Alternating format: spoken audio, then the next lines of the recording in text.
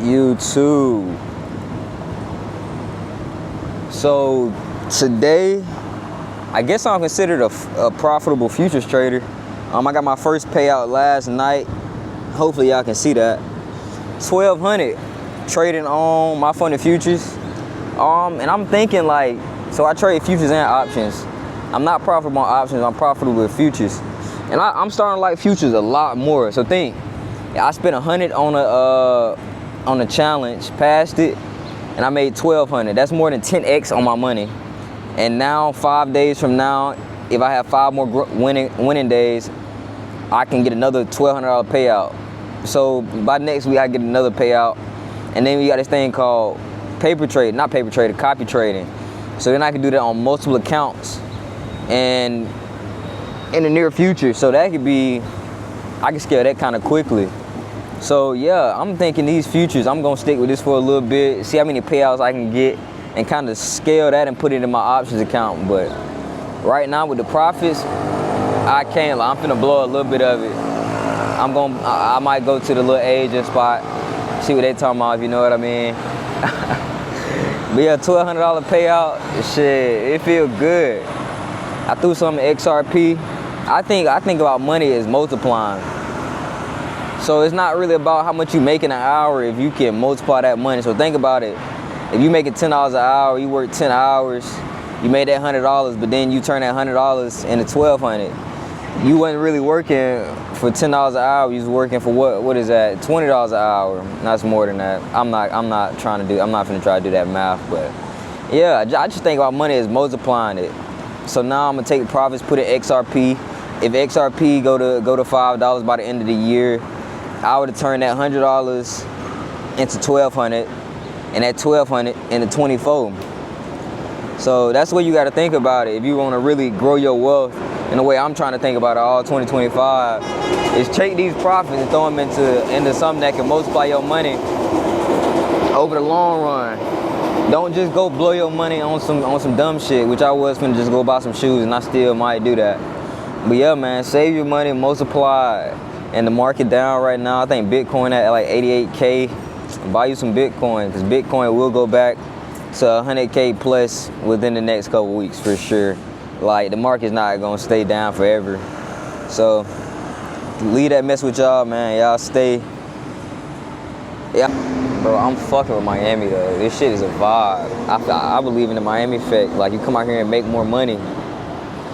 Shit's more my speed. I was thinking about moving to Dallas, but I can't lie. Miami might just be the spot. I see Ferraris and shit every day. Ferraris and Lambos every day. If that don't motivate you, I don't know what will. YouTube. Alright, so we are back with a trade recap on the day. I caught a great trade today using my my pre-market retest strategy. And this trade worked out perfectly. It was honestly a trade I could have held much longer through the day. But I do not want to mess my consistency rule up. So this was an $800 trade. I'm trading futures right now. And the way I trade is I'm looking at QQQ because I kind of can read QQQ a lot better than I can read NQ. So the way my strategy works is I mark out the first 5 minutes, pre-market, lows and highs, and I wait for a retest in the direction that my bias is in, right? So today I saw that, as you can see on the left side of the screen, everything was selling off today. Pretty much everything was selling off. And I saw some weakness in QQQ. So once it broke this first 5 minutes to the downside, that's when my thesis came in that we're going to the downside, right? And then if you look to the left, you'll see pre-market low right here. And all I'm looking for is a break of this level with displacement, which displacement is a strong move to the downside with the retest, right? And I took my trade on the 1 minute.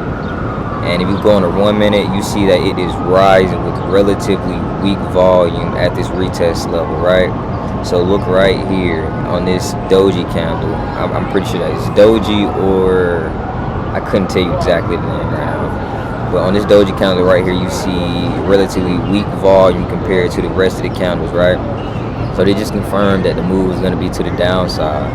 So I got in shorts right here with the risk to reward. I think my risk was, yeah, it would have been this one. So with a risk reward of 3.32, $800 trade, and I can show you. I can show you on my Tradeovate, but this was $800 a day, just simply waiting for the right levels to occur and executing it. And if it wasn't for the consistency rule, this trade could have played out, and honestly, I wouldn't have got out until down here, honestly, right there, because it broke the 9 EMA. But yeah, this is a great trade, sticking to my rules and showing some progress. Kind of the reason why I just got my first payout. So I'm gonna stick with this strategy until I see a reason not to. But as of right now, the strategy has been working perfectly for me. And this is a trade recap for the day. $800 trade. We're gonna keep it. Good. So I was looking at the property you sent over, and this is one that we're definitely interested in. I just had to get some questions out of the way so I can kind of get a better feel for it. Okay. So, and I saw you said this property has been rented. Do you know how long it's been rented out for? It's a crazy story. Yeah, it's been rented for about 2 or 3 years, but they haven't paid. 2 or 3 years and they haven't paid. Okay. So they haven't paid about 2 or 3 years? Yes, they're supposed to be doing work on it. They never did, and it's just been one. Yeah. Okay. And how much is the rent on the property every month? Like, how much are you supposed to be getting? Well, technically it should be like $975, probably more than that, because we're usually the lowest.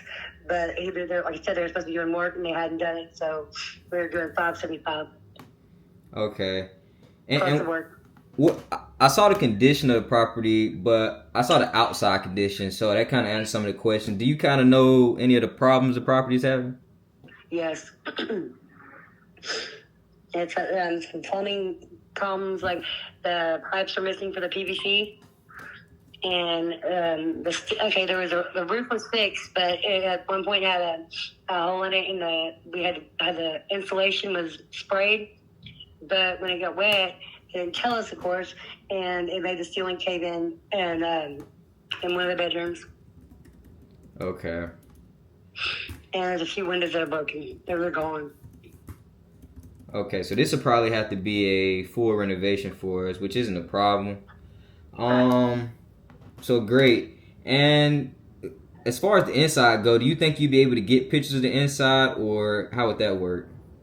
I can, like I said, they are there, so it's not a big deal. But I can go by there today. Okay, that's perfect. I know you said you wanted 45 for this one, which I was gonna be a lot closer to that one, but you know how the roofs go. The roofs kind of can be a pain as far as renovating, and those are one of those things that you have to get fixed before you either put a new tenant or want to up the price on the rent. So that's the only problem with that I'd have. I see the house directly beside it looks like it might have been renovated in the last couple years, so that's a plus. It has, yes. Okay. So yeah, this would be something we'd definitely be interested in. I was thinking about 35 on this one. I'm gonna be completely honest with you, but as far as that goes, the roof is the only issue I have with it. Okay. So how is 45,000 gonna be like? You have to get the 45,000 out of this one. Yes. Okay, so you can meet me closer to 35 if possible. No.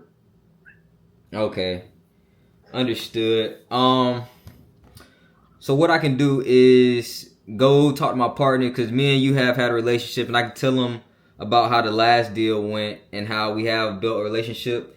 So hopefully we can get to that 45,000. I can give him a call right after this and see where we need to be on this. But 45,000, I would have to ask and kind of get clarification on that. But it's something we would definitely still be interested in. Okay, awesome. YouTube. So in the last clip, that was me talking to a seller that I previously had a deal with. And it cut out early because my SD card got full. But kind of what I was doing in that clip, I want to kind of explain what wholesaling is for people who may not know. So wholesaling is pretty much being the middleman on a real estate deal. So you're really looking for properties that are off market, or you want to get them off market, and these are properties that do not have a realtor. So what you're essentially doing is getting the property under contract at a deep discount and selling the contract to purchase the property to a buyer, and you keep the middle part. So that's what I'm doing in this deal. This is gonna be the second deal with this person. I did just get the contract back from them, and this should be hopefully like a 10K deal. So if I can close this deal in the next month or so, the contract does expire like a month from now. So if I can get this contract closed, should be like a 10K deal if it closed. So you don't actually know if the deal will be closed or not. A lot of deals in wholesale fall through, and that's probably the biggest downside to wholesaling, I think, is that it is hard to sell the contracts. And the way I sell my contracts is through Facebook Marketplace and send them out to list of buyers. So I do have a mentor for wholesaling, and what I'm going to do is send the listing to him and get him to send it out to his list of buyers, because his buyer list is larger than mine. So hopefully we can find a buyer from this deal and make some profit. Probably throw it all into XRP. But yeah, this is probably gonna be the end of this video, man. Y'all stay blessed, man. Stand on books and go touch some money, man. Do something with your life. Fuck.